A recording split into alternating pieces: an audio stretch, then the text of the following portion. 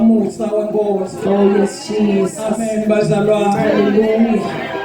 Mavundla sibongo bangcwele khona la ekhaya. Ngalelinye ilanga ngendelwa umusa, ngendelwa inkosi. Yangithethelela tono, ngathi vuma, izange yangisukela. Yatithethelela ngathi vuma. Amen bazalwane. Yase yangithethelela inkosi. Amen makholwa. Ngalelinye ilanga ngibukela lenye clip ngangifakelwa ngimake Ngihamba nangaphosisi. Lenceku yenkosi beyikhuluma ngemnikelo yona ithi unyakatisa umusa ngemnikelo. Amen bazalwane. Manje ngikhona la kulendzawo bangcwele kuyavuka enhlitweni yami ukuthi sikhona la sitonyakatisa umusa. Amen bazalwane. Sitonyakatisa umusa. Amen makholwa. Umusa lesendelwa wona ngalelinye ilanga nakufa inkosi yethu Jesu Kristu sasendelwa umusa. Manje namuhla sikhona kulendzawo sitonyakatisa umusa lesendelwa wona. Amen bazalwane. Kodwa indzaba lemfuna ukukhuluma ngayo ithi kanye nami inkosi yami uma ngedva ngiyohluleka kanye nami inkosi yami uma ungekho nami ngiyohluleka ake uhambe nami imihla yami yonke yokuphila uma ungedva ndawunqotshwa. Amen makholwa. Ngiyabingelela bazalwane kumake nababa umfundisi egameni lika Jesu. Amen. Amen bazalwane.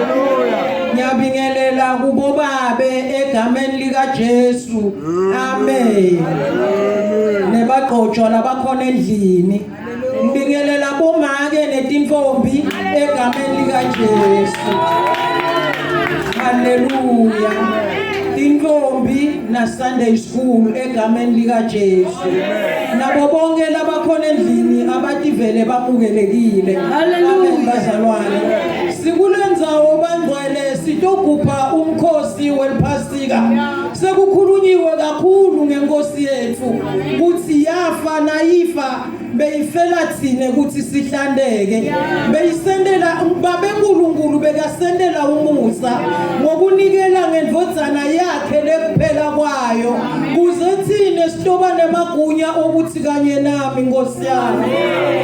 Amen bazalwane. Kuze sibe nemandla okuthi kanye nami inkosi yami. Inkosi yethu ngabe ayizange yafa, ngabe asinawo emandla ukuyitshela ukuthi kanye nami inkosi yami. Inkosi yethu nayifa beyilandza umusa letawuthela kithi kuze kuthi uma sisodwa babe sitawuhluleka.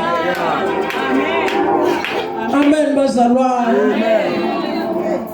Uma ngingedva ngitawunqotshwa. Uma ngihamba ngenjwayelo ngitawuhluleka. Ngidzinga kuhamba nenkosi. Athi lo mnye umhlabeleli lesingawuhlabeleli thine kuhamba emhlabeni ungenaye Jesu kuyingoti. Amen bazalwane. Ngoba na uhamba ungena Jesu uyanhlanhlatsa kodwa na uhamba na Jesu uhamba la kufanele khona. Uma uhamba una Jesu ukhuluma la kufanele ukhulume. Uma uhamba na Jesu lalela lekufuna ukulalele. Jesu bona lapho ungaboni khona wena. Ingabona buhla sitawuthi kanye nami. Hallelujah. Jesus. Amen bazalwane. Nitomsita bangcwele langaselishonile labatiko bayati. Sitawufunza incwadi yethu ku Exodus 33 verse 15. Amen.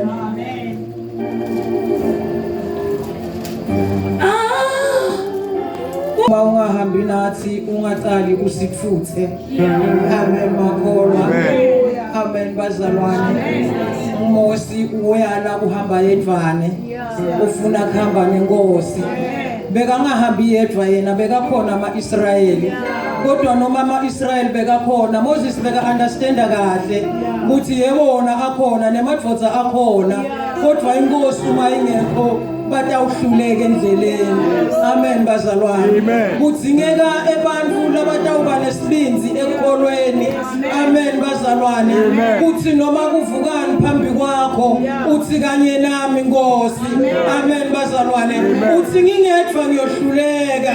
Yebo nginayo imali kodwa ngeke ngendele lutho. Le mali lenginayo uma wena ungekho ngeke ngiyende lutho. Ngitawuba nayo imali yami kodwa ndayisebenzisa lapho ungafuni khona. Kodwa wena Nkosi uma ukhona utangichanela ukuthi ngiyendeni. Amen bazalwane. Amen bakholwa. Ngithanza Baraki bazalwane. Akanenzaba ukuthi ukhuluma na Dibora umuntu lomsikati akhona amadvodza bekufuna hambe nawo Baraki baye empini. Ubona kahle Baraki uthi yebo ngahamba nabo kodwa manje kungisita abanawo. Uthi Dibora uma ungahambi nami empini angiyi. Udzinga ikhampani lenemandla udzinga kuhamba na Dibora noma sidumo litawubuya kimi akanenzaba Baraki ngathi ngiyamuva sangitendeli mina kodwa lidumo ngifuna lekusimaka. Amen bakholwa. Amen bazalwane.